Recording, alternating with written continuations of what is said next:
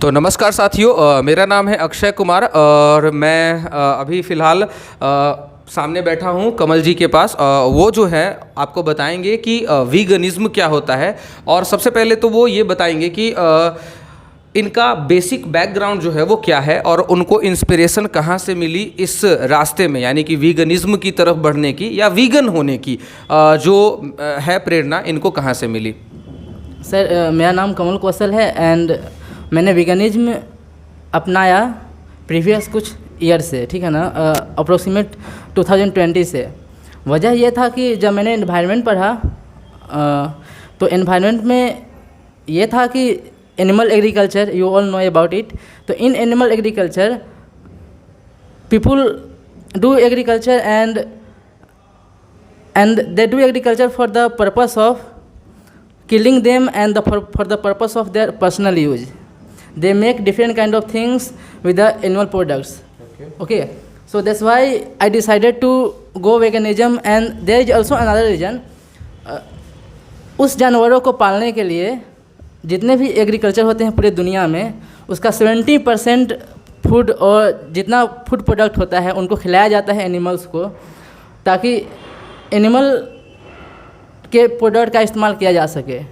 ठीक है ना। यानी कि बेसिकली लोग जो है वो क्या करते हैं कि एनिमल्स का या फिर प्लांट्स का ओवरऑल, इसमें एक्चुअली प्लांट को नहीं शामिल करते हैं, ओवरऑल एनिमल की बात करते हैं। तो एनिमल के साथ क्या करते हैं लोग, क्रूएल्टी वाला बिहेवियर करते हैं और उसका जो प्रोडक्ट होता है वो अपने फ़ायदे के लिए यूज़ करते हैं। चाहे वो मिल्क हो, चाहे वो मिल्क के जितने भी प्रोडक्ट्स हो, पनीर, दही या जो कुछ भी होता है, ठीक है ना, वो एनिमल से निकाला जाते हैं। साथ में ढोलक वगैरह बनाने के लिए उसके स्किन का यूज़ किया जाते हैं, जूते वगैरह बनाने के लिए, बेल्ट्स वगैरह बनाने के लिए। कहने का मतलब ये है कि इंसान एनिमल्स के प्रोडक्ट को यूज़ करता है उनके साथ क्रूएल्टी वाला बिहेव करके। ओवरऑल यही बात है।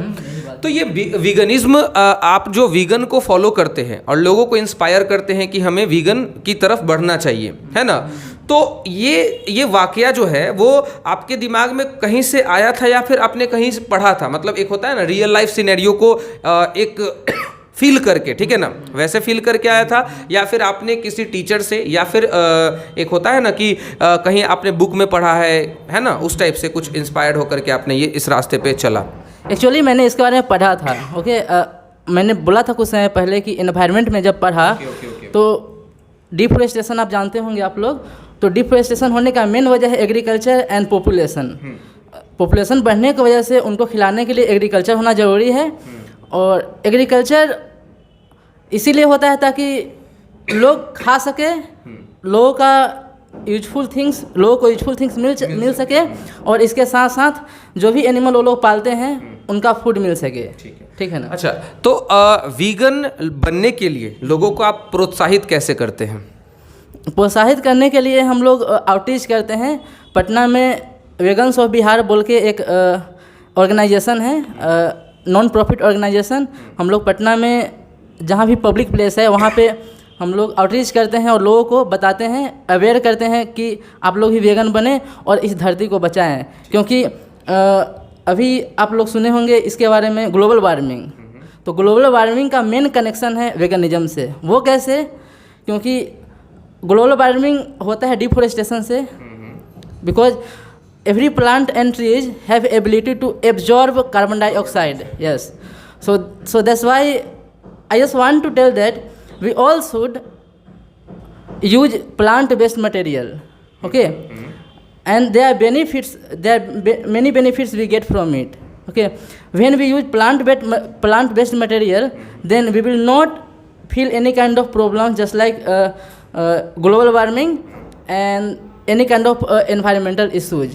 अच्छा, जैसा कि आपने प्लांट के बारे में बोला कि प्लांट बेस्ड प्रोडक्ट का या प्लांट बेस्ड किसी चीज़ का इस्तेमाल करना चाहिए, राइट? तो और इससे ग्लोबल वार्मिंग वगैरह का जो झंझट होगा वो नहीं होगा, है ना, और भी बहुत सारे प्रॉब्लम्स जो आज हम लोग फेस कर रहे हैं वो नहीं होगा। लेकिन जब कुछ लोगों का कहना है, मैं उन लोगों की तरफ से ये क्वेश्चन पूछना चाहता हूँ, मैं अपनी तरफ से नहीं पूछना चाहता हूँ, तो उन लोगों का कहना ये भी होता है, लॉजिक ये भी होता है कि अगर हम वीगन बन जाए और प्लांट का सिर्फ यूज करें तो भी तो डिफॉरेस्टेशन होगा, प्लांट को कटना पड़ेगा। अगर प्लांट का हम यूज़ करते हैं तो प्लांट को काटना पड़ेगा। तो उस बारे में आप क्या कहना चाहेंगे या कुछ सजेशन देना चाहेंगे? सजेशन बिल्कुल देना चाहेंगे।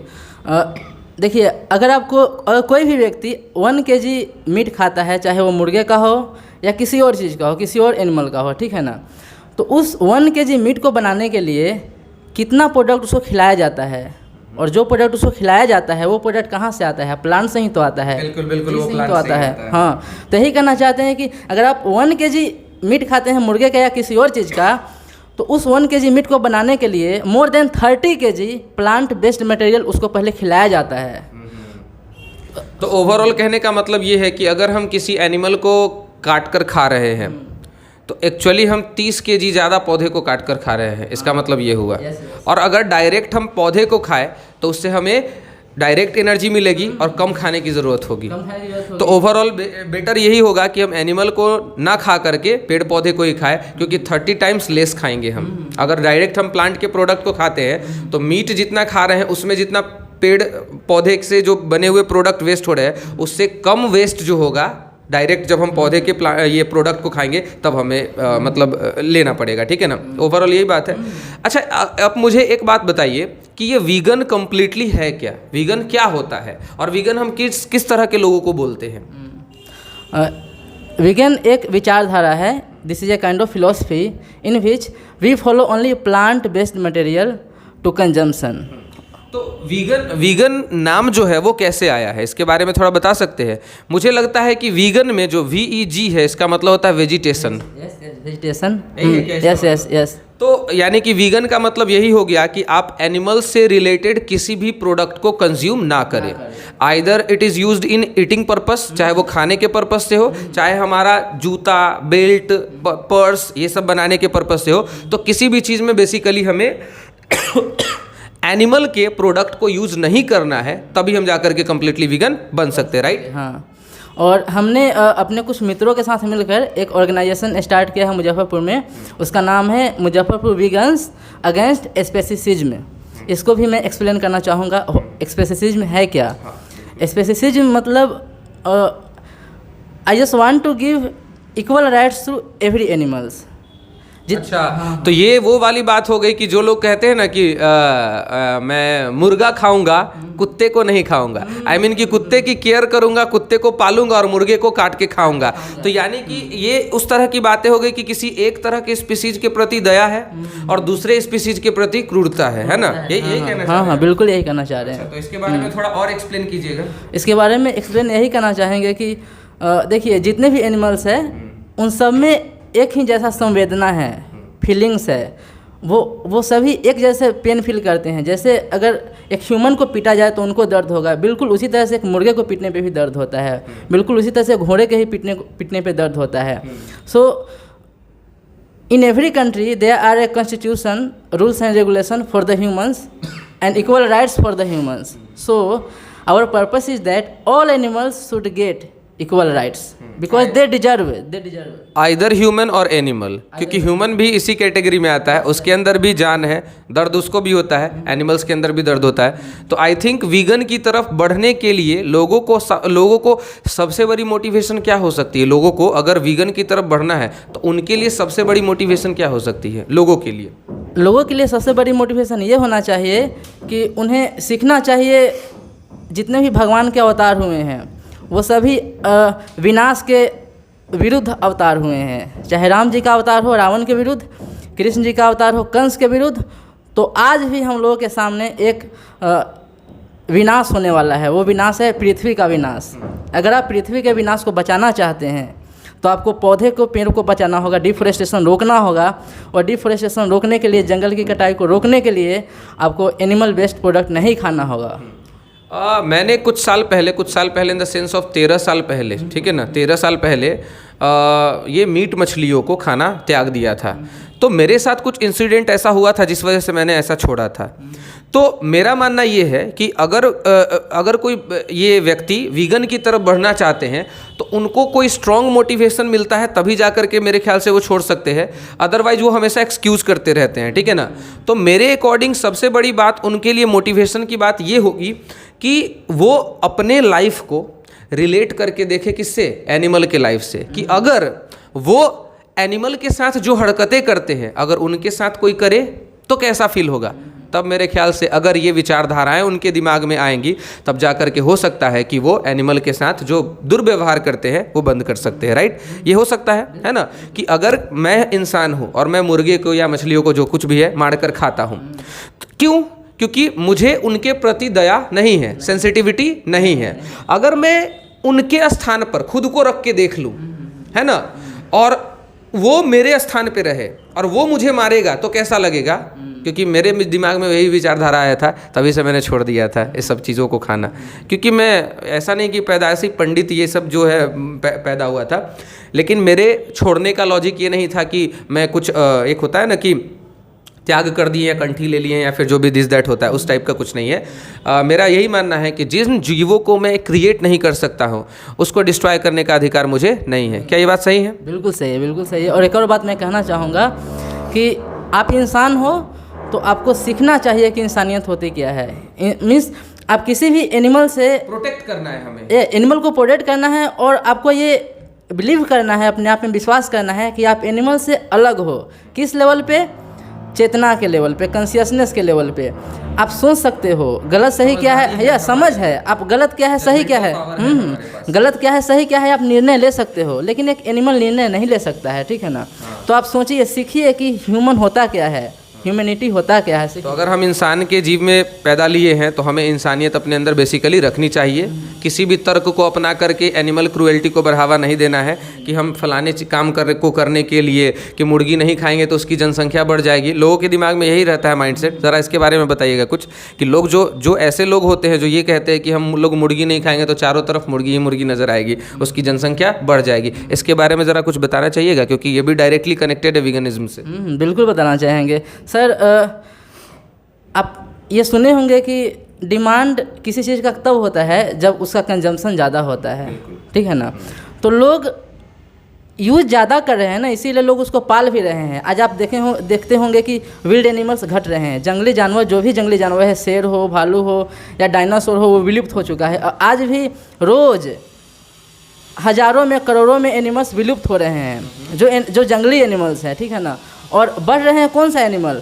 बढ़ रहे हैं मुर्गे, बकरे, यही सब बढ़ रहे हैं। लोग इनको पाल रहे हैं और इनका जनसंख्या बढ़ा रहे हैं, और इन्हीं को तो बढ़ाने की वजह से लोग खेती कर रहे हैं। यानी कि जो लोग ये तर्क देते हैं कि अगर हम ये ना खाएं तो उनकी जनसंख्या बढ़ जाएगी, तो उसके लिए सिर्फ इतना जवाब होना चाहिए कि देखो भाई, ये नेचुरल तरीके से पैदा नहीं हो रहे हैं, इनको कृत्रिम, उनको आप बढ़ा रहे हैं। हाँ, इनको कृत्रिम तरीके से पैदा किया जा रहा है अपने जो तंग है उसको, टेस्ट को अच्छा फील करवाने के लिए, राइट।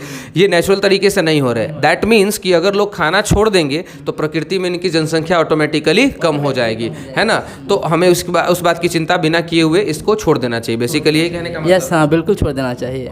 अपने ऑर्गेनाइजेशन से रिलेटेड कुछ बातें बताइए कि ऑर्गेनाइजेशन को स्टार्ट कब किया आपने और अब तक ये ऑर्गेनाइजेशन कर क्या रही है? मेरा जो मेन ऑर्गेनाइजेशन है वेगन्स ऑफ बिहार, इसको हमने 2021 में स्टार्ट किया था after lockdown. And every weekend on Sunday we do outreach at at public place in Patna, just like eco park, Sabhyata Dwar, Buddha stupa park. Means जहाँ पे लोग जाते हैं, पहुँचते हैं, वहाँ पे हम लोग उन लोगों को बताते हैं कि वेगनिज्म होता क्या है, उन लोगों को अवेयर करते हैं कि आप लोग भी हम जैसे बनिए और हाथ से हाथ मिलाकर चलिए इस धरती को बचाने के लिए। क्योंकि यह मेरी और आपकी लड़ाई नहीं है, यह लड़ाई है हमारी एक बहुत बड़े विनाश से, ठीक है ना। एक आसान लड़ाई नहीं है, यह एक महाभारत से ही बढ़ के है।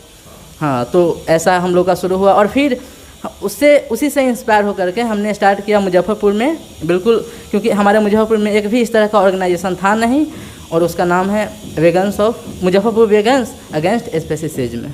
और आप भी अगर जुड़ना चाहते हैं तो जुड़ सकते हैं हमसे। दर्शकों को बताइएगा कि ये लोग जो है वो आपके साथ इस मुहिम में कैसे जुड़ सकते हैं, वो अपना कंट्रीब्यूशन कैसे दे सकते हैं, या वो अपने स्तर पे लोगों को कैसे इंस्पायर्ड कर सकते हैं? वो पहले तो आप सीखिए कि वेगनिज्म होता क्या है, कहीं से पढ़िए। अगर वो भी नहीं हो सकता तो आप हम लोगों को कांटेक्ट कीजिए।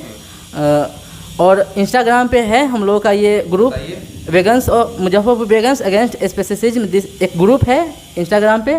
आप हमसे जुड़ सकते हैं इस पर और हमको कांटेक्ट भी कर सकते हैं, ठीक है ना। हम प्रोवाइड कर देंगे आपको डिस्क्रिप्शन में अपना कॉन्टेक्ट नंबर और WhatsApp, you can contact us. And हम लोग आपको भी अवेयर करेंगे कि वेगनिज्म होता क्या है, ताकि आप दूसरे को अवेयर कर सकें। और हाँ, मुजफ्फरपुर में अगर आप चाहें कि आप लोग भी पब्लिक प्लेस पे हम लोगों के साथ मिल के लोगों को अवेयर करें, तो इसके लिए भी आप वेलकम है, मस्ट वेलकम। तो ऐसा कोई आपने डेट अनाउंसमेंट किया है कि आपने मुजफ्फरपुर में मतलब मान लीजिए कि आपसे कोई लोग जुड़ना चाहेंगे, ठीक है ना, तो लोगों को इंस्पायर करने के लिए एक होता है ना पर्टिकुलर ओकेजन पे, किसी पर्टिकुलर डेट पे कोई फंक्शन रखना, function in the sense of कोई इवेंट रखना जहाँ पे लोग आए, लोग और मिले और उन लोगों में आपस में कम्युनिकेट हो कि वीगनिज्म क्या होता है, वीगनिज्म की तरफ बढ़ने के क्या क्या फ़ायदे हो सकते हैं, है ना, और इन सब चीज़ों को इंस्पायर्ड करने के लिए एक पर्टिकुलर डेट पे कोई इवेंट रखे हुए हैं आप? कोई पर्टिकुलर डेट नहीं है। हम लोग सोचते हैं कि वर्किंग डेज में मंडे टू सैटरडे सभी लोग बिजी होते हैं, क्योंकि वो भी ज़रूरी है। जब तक आप अर्न नहीं करेंगे तो फिर मुश्किल हो जाएगा अपने आप को प्रोसीड कर पाना किसी सोसाइटी में, तो अर्निंग करना ज़रूरी है। तो इसीलिए मंडे टू सैटरडे तो हम इसके बारे में मतलब करते ही नहीं है। हम लोग संडे को एक डेट फिक्स रखे हुए हैं, एवरी संडे हम लोग करते हैं। यानी कि आपकी जो ऑर्गेनाइजेशन है वो हर संडे को किसी न किसी एक पर्टिकुलर जगह पे जाके इवेंट करती है और वहाँ पे लोगों को बेसिकली सिखाया जाता है, ठीक है, इसके बारे में। तो और कुछ है जो आप बताना चाहेंगे अपने बारे में? जी, और क्या आप बताएं, बस यही है, क्योंकि पर्सनल लाइफ तो पर्सनल लाइफ होती है। आपका बेसिक मतलब मैसेज यही है कि आपको हर हाल में वीगनिज्म को प्रमोट करना है। प्रमोट क्या करना है, ये हमारी धरती है और इसे प्रोटेक्ट करना सिर्फ आपका ही नहीं बल्कि हम सभी का अधिकार है। तो बेसिकली आप अवेयरनेस फैलाना चाहते हैं इससे रिलेटेड चीज़ों को कि लोग वीगन की तरफ प्रोत्साहित होकर के आगे आ सके, यही बात है? यही बात है। ठीक है, तो थैंक यू कमल जी हमारे साथ जुड़ने के लिए, ठीक है ना। आपसे आगे कांटेक्ट होते रहेंगी और जिन किसी को भी कमल जी से कांटेक्ट करना है, डिस्क्रिप्शन बॉक्स में इनके जो ग्रुप्स है, जो वीगन वाले ग्रुप है, उसको लिंक मैं डिस्क्रिप्शन बॉक्स में दे दूंगा, साथ में इनके कांटेक्ट नंबर भी दे दूंगा, ताकि आप लोग भी इनके ऑर्गेनाइजेशन से जुड़ना चाहें तो जुड़ सकते हैं। इसके अलावा अगर आप मान लीजिए इनसे कुछ सलाह मशवरा करना चाहते हैं तो इनके कॉन्टैक्ट नंबर से आप कर सकते हैं, ताकि आप भी अदर लोगों तक मैसेज पहुंचा सके, क्योंकि अवेयरनेस फैलाने की चीज़ होती है। वायरस फैलता है ऑटोमेटिकली, बट अवेयरनेस फैलाने के लिए एफर्ट लगाना पड़ता है। तो हम लोग वायरस को ना फैलाएं बल्कि अवेयरनेस को फैलाएं, यही हमारा मैसेज। जी, यही मैसेज जी। ठीक है, थैंक यू कमल जी हमारे साथ जुड़ने के लिए, आपका प्रेशियस टाइम देने के लिए। अगर आपको लास्ट में कुछ कहना है तो आप कह सकते हैं। जी थैंक यू। अब क्या बोले, बस जो बोलना था मैंने बोल दिया। ओके, धन्यवाद।